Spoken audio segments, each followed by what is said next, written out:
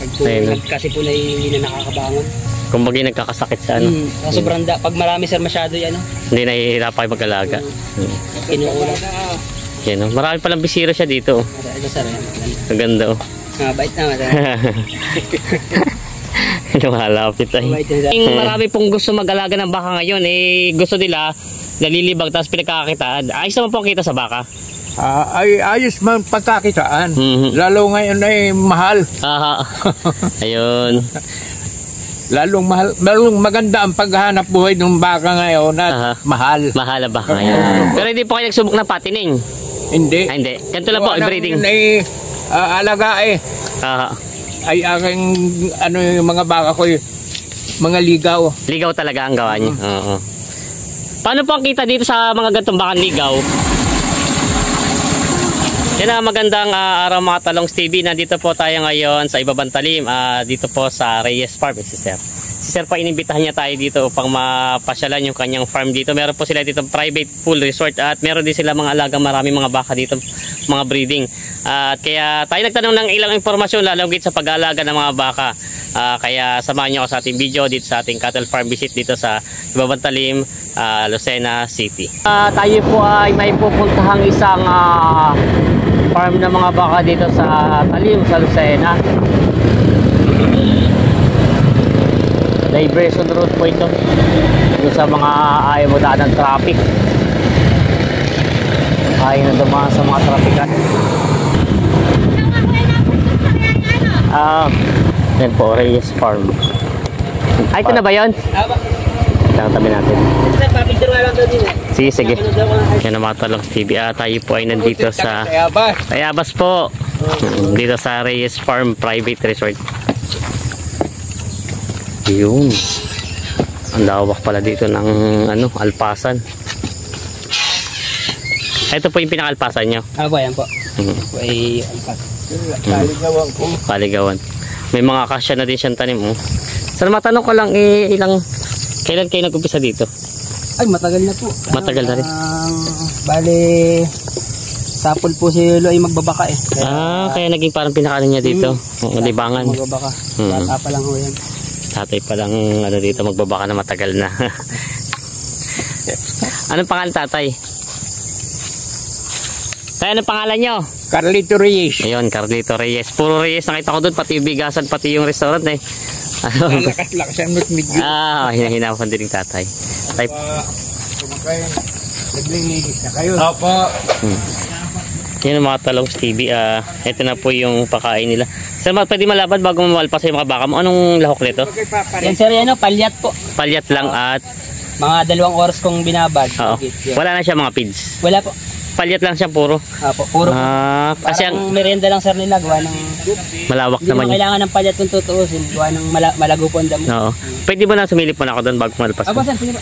Tingnan natin baka nila dito. Ito yung pakain nila. Puro palyat lang pala yun. At meron naman daw pakain na damo. Kumbaga hindi naman sila kailangan, hindi naman siya for fattening Meron pala dito natatagong farm dito sa Talim nga po ito, no? Ibabang Talim. Ito na po yung mga baka nila dito. Hihintay natin na doon lumabas. Patatin. Dito pa kakainin. Kakain din. Kaya tawag na yung mga baka nila. Ang dami, Ilang heads to, bossing? Sir, 15. 15 heads. Yan, mabait naman sila, mabait. Ayan, sir, maamo. Maamo naman. Sanay sa alaga, Hinahawakan nga ng mga guests May isang kabayo din. Mga Brahman pala ito. Yan sir, dati 30 plus. Nagbawas na. Ay nagbawas kami nung tag-init gawa ng hindi na. Nakaraan taon ay marami po ang kinalambre. Nagkakasakit lang po sa damo. Oo. Kasi po na hindi na nakakabangon. Kung bagay nagkakasakit sa sobrang pag marami sir masyado hindi nahihirapan kayo mag-alaga. Kinukulang. Yan, marami palang bisiro siya dito. Ito sir, ang ganda bait naman. Lumalapit ay. Bait yan sir. Yan ang mga baka nila dito. Nadidireksyon sila doon sa pakain. Punta natin pakain nila. Pila-pila. Sila alam na ko sa ng ito ang sarindaan nila. Yan lang sinada. Ito lang talaga Kaya may lanayan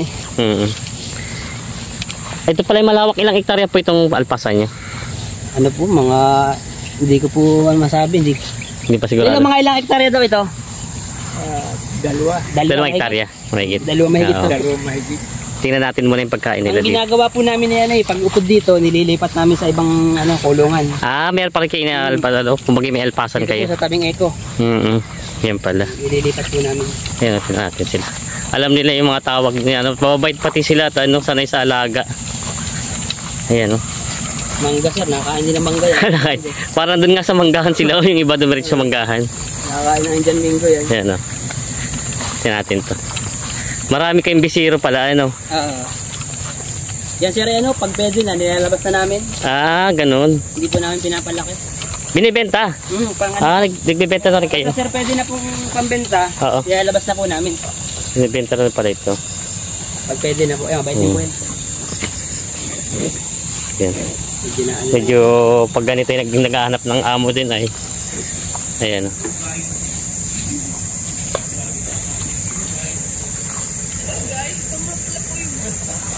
Ito pala yung mga baka nila, sir. So, ba't may isang kabayo naman kayong inalagaan na kasama? Ayan po yung hakutan ng pag nagniniyog po. Ginagamit sa bukid. Oo. Naghahakot namin ng May ilang taon na po itong farm niyo? bago lang po. Mga magti 3 years po siguro. 3 years na. Pero yung bakahan po, matagal na. Matagal na talaga. Si tatay ang tatay ang magbabaka. Si tatay tatanungin natin ng Tay, kayo po ilang taon na nagbabaka? May ilang taon na kayo babaka? May ilan pa ang baka? Hindi po, ilang taon na kayong nagbabaka? Matagal na. Sa pool talaga pa kayo magbabaka? Sapul pa sa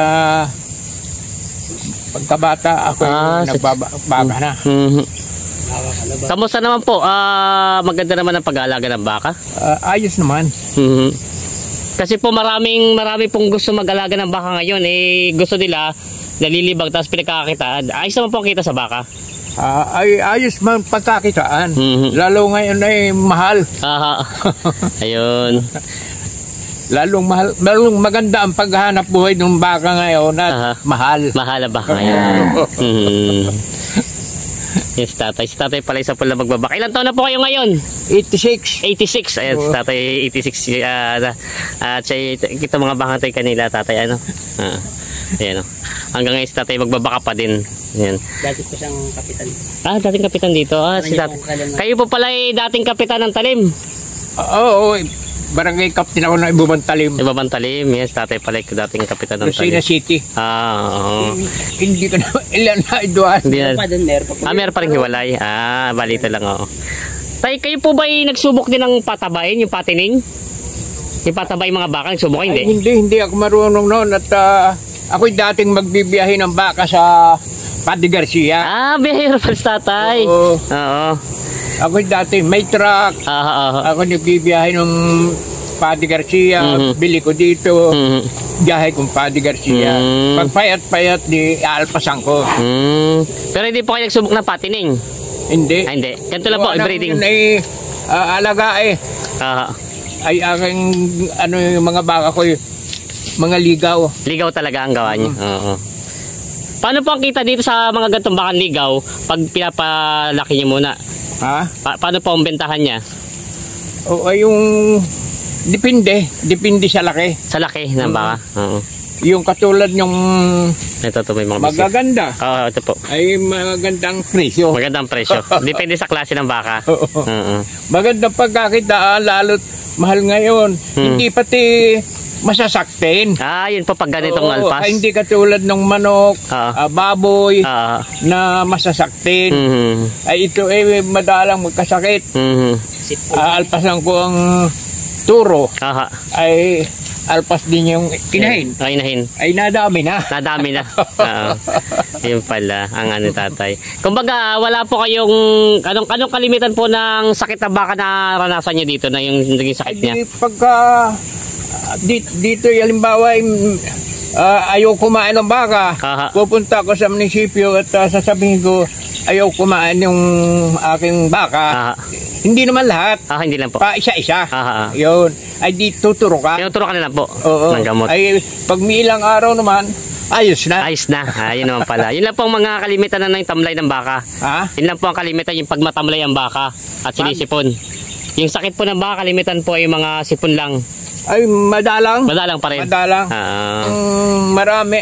Kung mayroong gustong magbaka, magaling na hanap buhay. Maganda pong hanap buhay ang baka. Gawa ng wala kang bagod, magsisya mo, kababaan ay magbibinta ka ng 50,000. Ayun, ayos po. Ano, kaya pala. 70,000.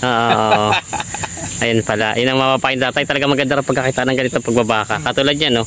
Ito lang pampakain nyo, no? Mga feeds lang. Oo. Mga feeds. Ay, di pala, ano lang pala to daw, sabi ni Sir. Palyat daw. Tapos alpas na sila dito. Nawala si Sir. Ayan, no? Ito po yung... tayo ko, ano ito eh. Yan, no? Ay, itong patubig na ito, ay patubig nung tubigan kong 4 na hektarya. Ay ngayon naman, nasira ang irrigation. Ay hindi na kayahin. Kaya yung aking 4 na hektaryang palayan, hindi ko na magawa. Pinaglalawigan na lang ng mga kapitbahay ko doon ng baka. Yun po ang ano nyo. Oo, pinaglalawigan na lang. Ako naman ay medyo maedad-edad na, binabaya ka doon sa aking apo. Yun po yung apo nyo na pala. Apo na pala. Si Sir ang nagmamanis yung apo niya na nag-aalaga nito mga bakang ito. Hindi mo nakita pag yung meron pa ako doon. Meron pa rin po. Oo. Marami pala itong alaga ni tatay. Ito po yung mga baka nila. Kasalukuyan po pinapakain sila nung yung palyat daw ito na binabat ka. Ito yung mga baka nila dito. Marami po sila mga bisiro. At ito daw po ay mga pambenta rin pag lumaki-laki na binibenta rin ng ganito tatay. Yan. Mga lahi, mga Brahman na lahi ng mga baka ni tatay dito. Yan sa tatay. Ito po yung pakain nila dito. Mga palyat na binabad. Kumbaga ipainom nila.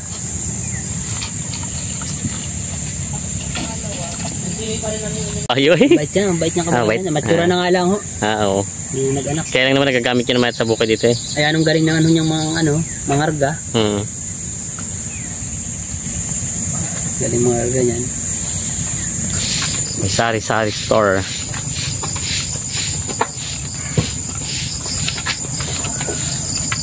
Palay parang campsite. Sige po. Campsite.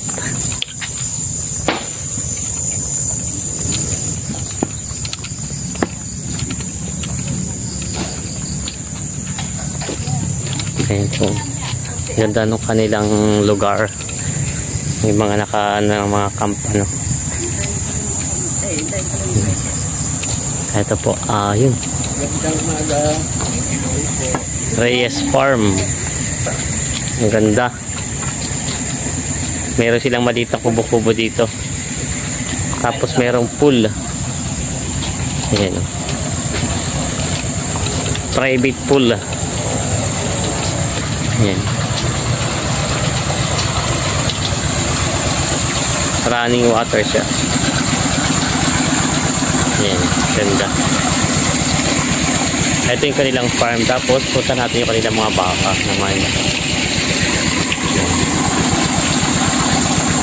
Si Sir ang farm manager dito ng mga baka nila, Sir. At meron din sila ditong ano to, private pool. Ano po? Ayun, Sir. Reyes Nature Farm. Ayun, siya ang nag-aasikaso nitong mga baka niya. Hindi pa masyado nag-inom yung mga baka at umaga pa. Alas 7:30 lang ng umaga. Ayan. Sir, doon po sa mga interesado pumasyal dito at kumbaga gusto makita yung farm nyo, pati gusto ng itong private pool nyo. Meron po kayong page na... Meron po, yung Reyes Nature Farm po. Reyes Nature Farm. Location niya po ay? Purok Bagong Buhay. Purok Bagong Buhay. Barangay Ubang Talim, Lucena City. Yun. Pwede pong mahingi din yung contact number niya kung sakali. Apo, yung 0910-800-5303. 5303. Yan po ang number nila, Sir. Si Sir pa inimbita niya tayo at meron nga siya dito mga alagang mga bakang ito. Ayan, marami siya dito mga alaga. Bali pang nandito po ay 16 heads nga po ba? Apo, 16 heads tapos meron pa kayo sa ibang Dito po sa yung kalapit po ng inanan nyo kanina, tinggilan. Ay, may mga baka din nakita nga ako doon sa daan. Di pala inyo din. Apo. Ayun. Yan si Sir ang nag-imbita sa atin at nakita natin na marami mga baka dito. Maganda si tatay na interview natin si tatay. Talagang sabi niya maganda daw pag-alaga ng baka at siya po lang magbabaka pala si tatay dito sa Lucena. Isa sa atin na panayam dito na matandang magbabaka at si Sir naman ngayon ang bagong henerasyon na magbabaka. Bago po matapos ang ating video, isang mabilis shoutout muna po kay Charmaine and Miko Bacala. Shoutout po sa kanila at doon po sa mga gusto magpabisita ng farm, mag-comment lang po kayo para mapuntahan din natin ang mga farm nyo. Maraming salamat mga Talongs TV. God bless.